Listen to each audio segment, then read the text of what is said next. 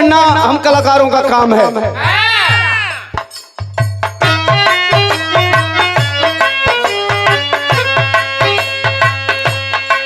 हाय रब्बा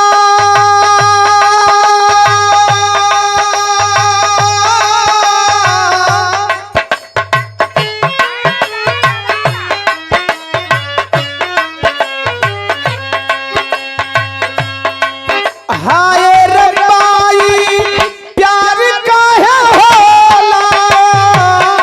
हाय रब्बा थोड़ा सा मीट खोलेंगे, थोड़ा सा मीट।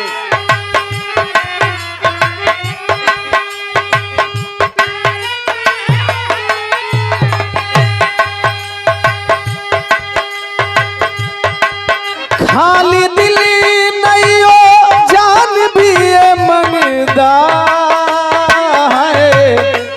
इसके दिगली भी शो कोई कोई लंगदा।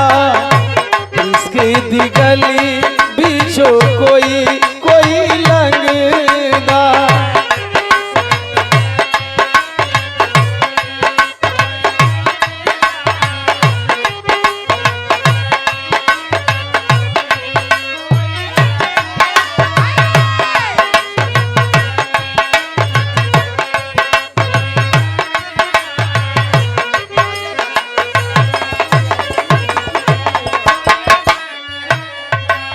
आज 10 साल पहले बिरहा को थोड़ा सा मोड़ने का प्रयास किया, लेकिन मैं बधाई देना चाहता हूं श्रोताओं को, और बधाई देना चाहता हूं उन गायक कलाकारों को जो ओम प्रकाश दीवाना के इस संदेश को समझा और 10 साल से किया हुआ संघर्ष आज जाकर के कामयाब हुआ है। लगभग बिरहा जगत के आज 70% कलाकार उस माँ को याद करना शुरू कर दिए जिस माँ को याद कराना ओम प्रकाश दीवाना ने बिरहा जगत वालों को बताया था।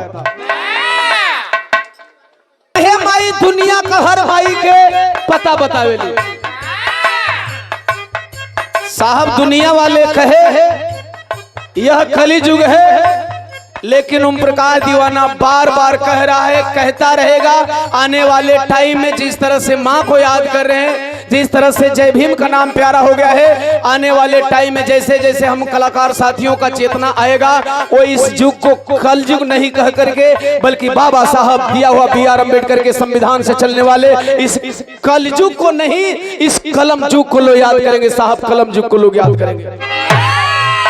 आज सबके हाथों में कलम है, रहा होगा वह युग जहां एकलव्य को आदिवासी बता करके किसी गुरु ने तिरस्कार कर दिया, लेकिन आज यह कलम युग है। किसी गुरु की औकात नहीं कि किसी आदिवासी बच्चे को एकलव्य कह करके, आदिवासी कह करके विद्या से वंचित कर दे। यही है कलम युग साथियों, इसी का नाम है कलम युग।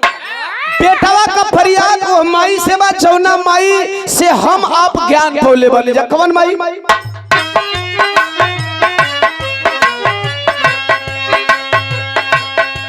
सब रोवावे तू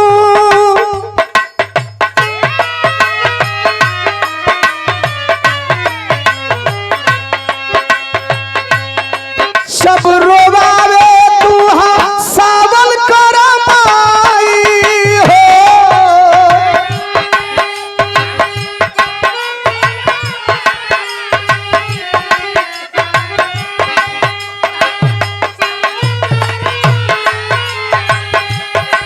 सब रोवावे तू हाँ सावल कर माई हो। पिटवा के अपने गवावल करमाई, पिटवा के अपने गवावल करमाई।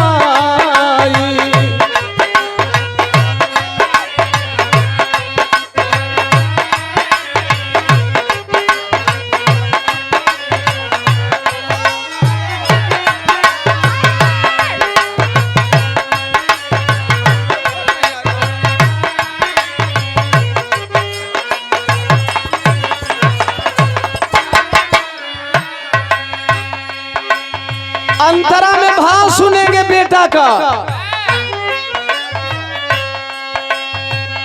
रखी हो सजा के, रखी हो सजा के माई सरगम में साज हो।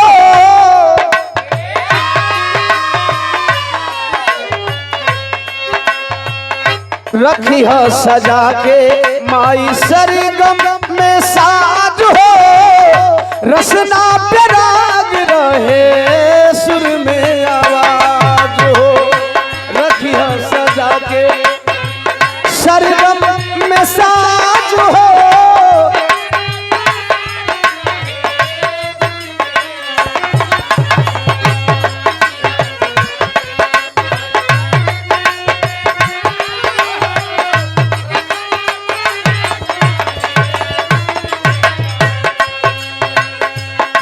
सब डुबावे तू बचावल कर माई।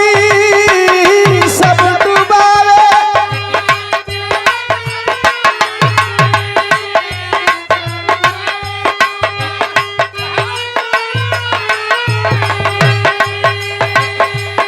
सब डुबावे तू बचावल कर माई हो। पिटवा के अपने गवावल करमाई। पिटवा के अपने गवावल करमाई।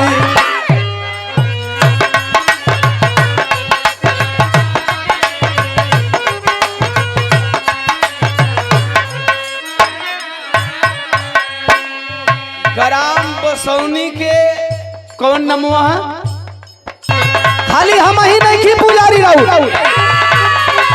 सौरन सुरेंद्र के न करी बेगाना।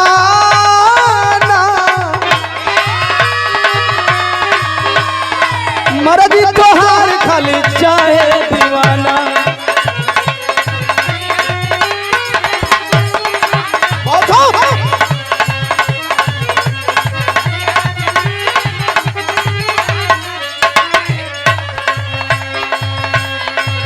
काज काज तू सजावल कर माई।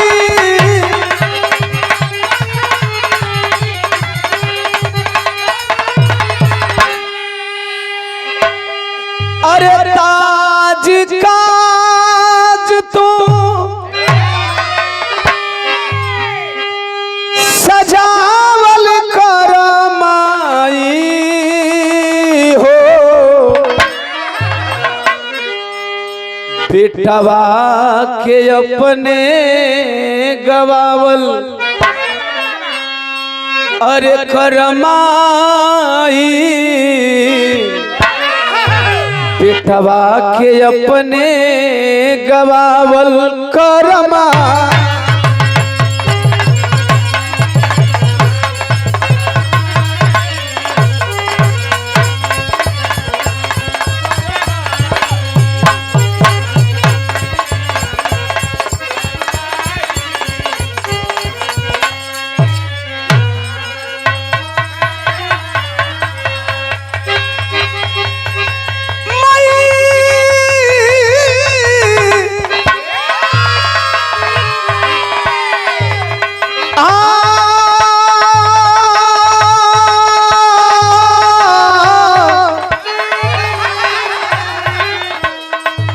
आ